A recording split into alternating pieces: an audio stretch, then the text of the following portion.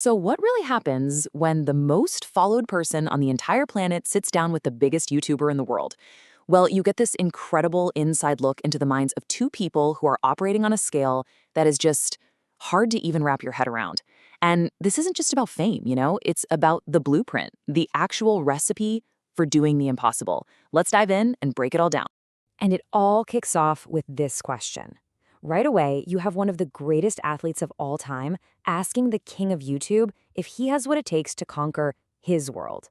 I mean, think about that. It just perfectly captures the insane ambition and that competitive fire that drives both of them. So what was MrBeast's advice for a global icon like Ronaldo? You've got to understand, this wasn't just some friendly chat. This was a full-on masterclass. MrBeast basically laid out a simple but seriously powerful playbook for how Ronaldo could take over YouTube just like he takes over a football field. And that really is the billion-dollar question, isn't it? I mean, Ronaldo's already got the audience, a massive one, but YouTube is a whole different beast. It has its own rules. And MrBeast's advice, well, it wasn't about these crazy expensive stunts. It was all about using what Ronaldo already has. And the real genius of MrBeast's advice is just how simple it is. He's like, look, your biggest asset is that you're Cristiano Ronaldo. Literally anyone would want to make a video with you. Just imagine a collab with Tom Brady, or a video of him just reacting to his own amazing goals. The key takeaway here is to lean into what people already love you for. It's super low effort, but the impact would be huge. Okay, and this is where you see the level of detail we're talking about. It's not just big ideas, it's the tiny, tiny things. He gives Ronaldo this pro tip about thumbnails, the first thing you see. He says an open mouth in a thumbnail is seen as cringe by the YouTube audience. A closed mouth, not cringe. It's such a small detail, but it shows you just how deep his understanding goes of what actually makes people click. But it's not all just YouTube strategy. What might be even more striking is the mindset these two share. I mean, when you hit 1 billion followers, how do you even react to that? Well, turns out their reactions are practically identical. Just look at this. Ronaldo hits 1 billion followers and basically says, yeah, it's good, but I'm not surprised. MrBeast hits his own huge milestones, and his reaction is, cool. Anyways, keep grinding. There's no massive party, no popping champagne. The achievement is just proof that the process works, and the only thing to do next is get back to work. It's just this relentless focus on what's next. And that whole keep grinding mentality, for MrBeast, it takes on a whole new meaning when you look at his actual content. He's figured out a formula that is almost guaranteed to get an insane number of views, and it's built around one wild idea: watching him suffer.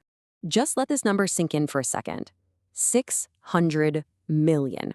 That's the number of views on his real-life Squid Game video.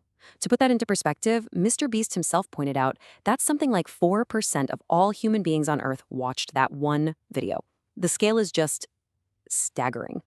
And here it is, the philosophy behind it all, straight from the man himself. I know it sounds crazy, right? But it's a huge part of his brand. He gets that putting himself in miserable situations creates this compelling story that people, for some reason, just can't stop watching. And we're not talking about small stuff here. He was literally buried alive in a coffin for a week. He spent 7 days in a completely soundproof room where the lights never turned off. He was completely losing his mind. These endurance challenges are extreme, they are miserable, and they're some of his most popular videos ever. Of course, getting this famous comes with a pretty heavy price. Both MrBeast and Ronaldo live in a world that is just so different from ours, and their conversation really shined a light on what that's actually like. Fame is different depending on where you are. MrBeast talks about getting kicked out of hotels in South America because fans would just swarm the place, knocking on every single door to find him. But in America, he says people are a little more chill. It's just a fascinating look at how intense global celebrity can get. This quote from MrBeast just paints the perfect picture of their reality. Seriously, can you even imagine Cristiano Ronaldo waiting in line at security, trying to find his middle seat? As they both agreed, the whole flight would just shut down. It's a funny idea, but it really drives home how even the most normal, everyday things are completely impossible for them. So what's next for people who've basically already won the game? Well, the last big thing that came up was their incredible shared focus on longevity. They're not thinking about retiring anytime soon. They're thinking about legacy. This is honestly pretty remarkable. You've got Ronaldo at 39 years old, an age when most soccer players are long gone, and his answer to retirement is just never. And then there's Mr. Beast, who's been doing this since he was 11, and he says he'll probably still be making videos when he's 90 or 100. For them, there's no finish line. The work is the point.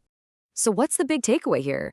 You have a footballer and a YouTuber from completely opposite worlds, and yet they are basically reflections of each other.